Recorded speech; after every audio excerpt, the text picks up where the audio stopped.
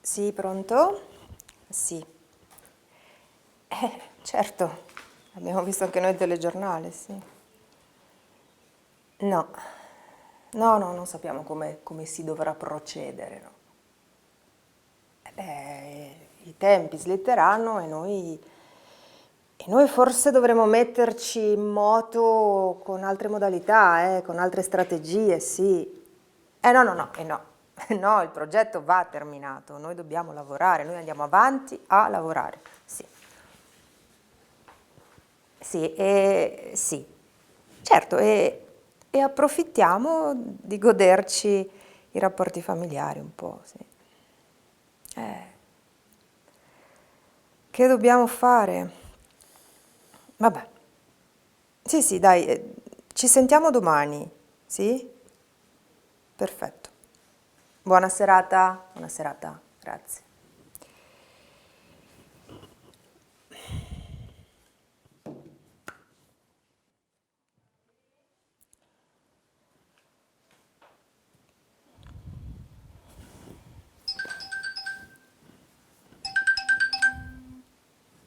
Ehi, ciao, ciao. A casa siamo, sì. No, lavoriamo, io scrivo, lo zio continua a far prove. Sì, sta aspettando di vedere se riesce a ripartire con la tournée, chissà. Beh, ma è così. Ti stanno chiamando dalla cucina. Beh, sì, infatti. No, ma non ti preoccupare, vai tranquilla, guarda. Sì, ci sentiamo con calma domani, dai. Sì, grazie. Grazie di aver chiamato e saluto tutti. Sì? Sì, ti saluto anche lui. Ciao.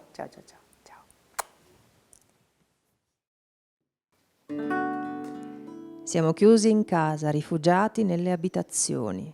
Mai avremmo pensato. Noi che viviamo il mondo in lungo e in largo, che viaggiamo per lavoro e per diletto, mai avremmo immaginato noi di dover prendere le distanze da tutto e da tutti. E invece siamo qui, bloccati da una pandemia che ci costringe all'isolamento. Sospesi nella solitudine del corpo e delle nostre case, nell'astensione dalla velocità degli accadimenti e dalla frenesia di un quotidiano che sfugge a se stesso.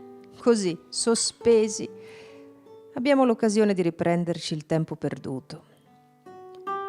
Quello delle giornate vissute troppo in fretta, dove spesso i gesti e i pensieri sono annullati dai programmi a tambur battente, dall'ansia di obiettivi da raggiungere, a volte senza sapere perché.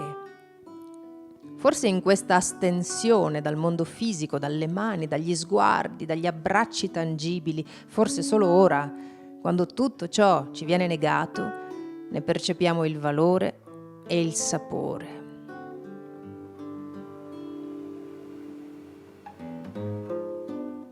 Siamo chiusi in casa, forse per la prima volta così a lungo, tutti insieme, in famiglia, ad ogni pasto di ogni giorno, di ogni settimana. Viviamo un inaspettato ritorno al focolare domestico. Ci riappropriamo della cucina, intesa nell'accezione che aveva in un tempo ormai lontano, quando quest'unica stanza riscaldata di tutta l'abitazione ne rappresentava il centro e il cuore pulsante, tanto che il termine chiase, casa, indicava indifferentemente l'intero edificio o la sola cucina, sempre al pian terreno e aperta a tutti. Punto di incontro e di ritrovo della famiglia, luogo di convivio e dell'accoglienza, dell'ottimizzazione e del benestare, la cucina era il centro della casa, il regno della regina di cuori e di polso, quella figura femminile che manifestava l'amore accudendo gli altri e la casa, in un sottile equilibrio tra dedizione e privazione. Era il luogo del calore, del fuoco e degli affetti e del gusto, del cibo pazientemente preparato, ma anche di ogni oggetto costruito per la sua precisa funzione d'uso. La cucina era la stanza in cui aleggiava la voce delle cose, perché ogni oggetto era fiero portatore di gesti, lavori, utilizzi. Sono forse nostalgica e forse le cose del passato posso solo osservarle come antichi reperti nei musei etnografici.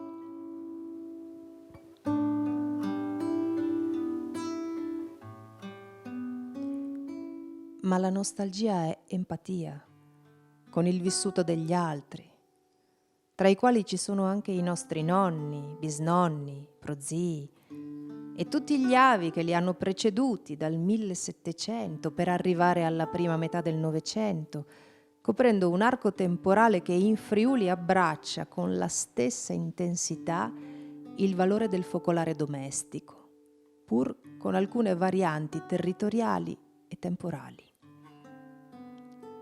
Ascoltiamole allora le cose e i pensieri del passato, per vivere le cose e i pensieri contemporanei con la consapevolezza che il futuro si costruisce recuperando le radici del presente. Andiamo alle radici del quotidiano in cucina.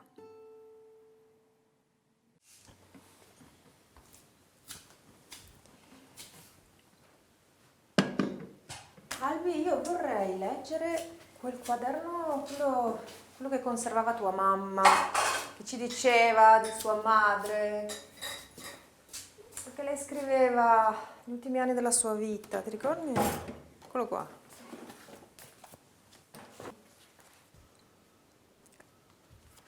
La voce delle cose, memorie e pensieri di nonna Norine. La voce delle cose narra i gesti e le usanze delle nostre giornate. È una voce che risuona nel tempo, attraversandolo di generazione in generazione e quasi azzerandolo, il tempo. Fino agli anni della mia giovinezza, quando ancora si conservava tutto, perché era faticoso acquistare o costruire gli oggetti, nonché irrispettoso gettarne uno già prodotto in famiglia. Sono avanti con gli anni, ma penso comunque al futuro. Un futuro che non vedrò, al quale sin da ora affido tutti gli oggetti di questa cucina e l'intera casa, nella speranza che i miei nipoti vogliano conservarla come memoria delle loro radici quotidiane, dove tornare quando il tempo potrà fermarsi per un po'.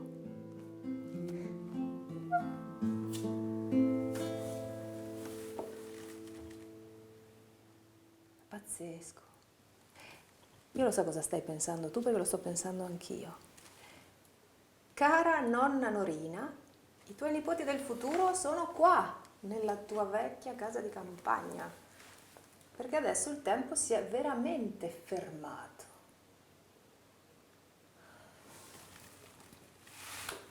Non trovi che ci sia qualcosa di stupefacente, meraviglioso in questo dialogo tra le cose e i pensieri?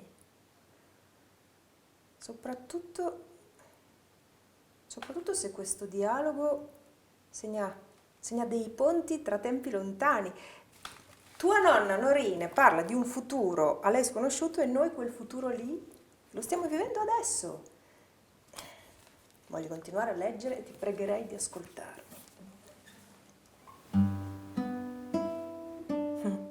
Come vorrei che i miei nipoti tornassero in questa casa a mangiare su questo tavolo, perché avrei qualcosa da raccontargli. Partendo proprio dagli oggetti che conservo nella credenza, dove tengo i piatti e le posate e dove la zuppiera in maiolica, latterine, fa da regina. È della manifattura Richard, prima della fusione con Ginori nel 1896. Noi sapevamo solo che era preziosa e non la usavamo ogni giorno, anche se la minestra la mangiavamo ogni sera. Durante la settimana niente carne, ma del maiale si mangiava tutto e il salame veniva consumato nelle grandi occasioni, razionato in poche fette ciascuno. Capite quindi perché mi meraviglio Quando siete tutti sempre di fretta e nella fretta vi fate un panino con il salame pensando di mangiare qualche cosa di frettolosamente scontato.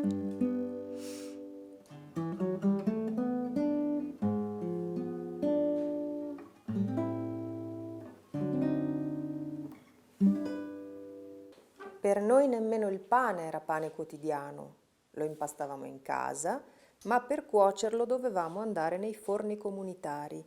E siccome il mulino di Pagnacco non macinava il frumento, ma solo il grano turco, dovevamo andare al mulino di Caporiacco. A ricordarmi questo lungo lavoro legato al pane c'è ancora la Panarie, la Madia. Non è più infarinata, ma sul suo coperchio rivedo ancora i gesti di mia madre mentre impasta. Le verdure cotte e crude, quelle invece non mancavano mai. Ma che lavoro, raccoglierle, pulirle, spezzettarle. Noi ce la facevamo perché di donne in casa ce n'erano, ora invece vedo mia figlia che corre contro il tempo e se non ci fossi io avremmo anche qui poca verdura e quella poca acquistata surgelata. La vita ai miei tempi dettava silente le regole della buona salute. Noi non facevamo 1000 ragionamenti sul benessere conferito dalle verdure. Le coltivavamo perché ci assicuravano cibo quotidiano e anche la possibilità di un guadagno vendendole al mercato. Tra cotte e crude le verdure richiedevano spazio in tavola, occupando diverse terrine prodotte spesso nel Pordenonese dalle manifatture Galvani, di cui conserviamo e utilizziamo ancora la più antica, che già mia madre si meravigliava risalisse alla prima metà dell'Ottocento. Ricordo l'acquisto al mercato dalle donne che arrivavano da altri paesi del Friuli o della Carnia dei crepes, sobri vasi di coccio, e del cit o pignate, irrinunciabile emblema della cucina, usata per cuocere e riscaldare le pietanze. Alcune sono avvolte da un'imbracatura di fil di ferro a maglie larghe che facilita la sospensione sopra il fuoco e la distribuzione del calore. Questo si diceva del fil di ferro, ed era vero. Ma sapevamo anche che quelle maglie ferrose contribuivano a conservare più a lungo il pentolame, come le pignate più annerite dal fuoco, talmente rovinata da essere ancora tenuta insieme grazie proprio alla rete metallica.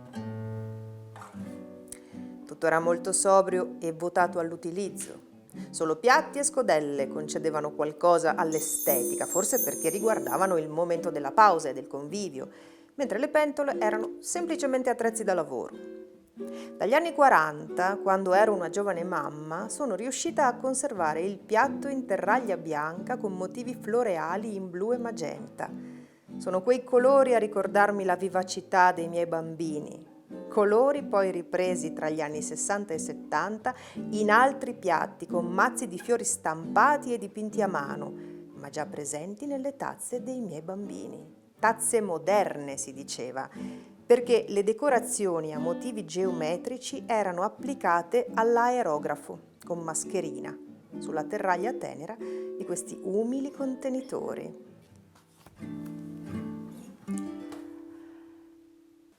La voce delle cose, diceva tua nonna.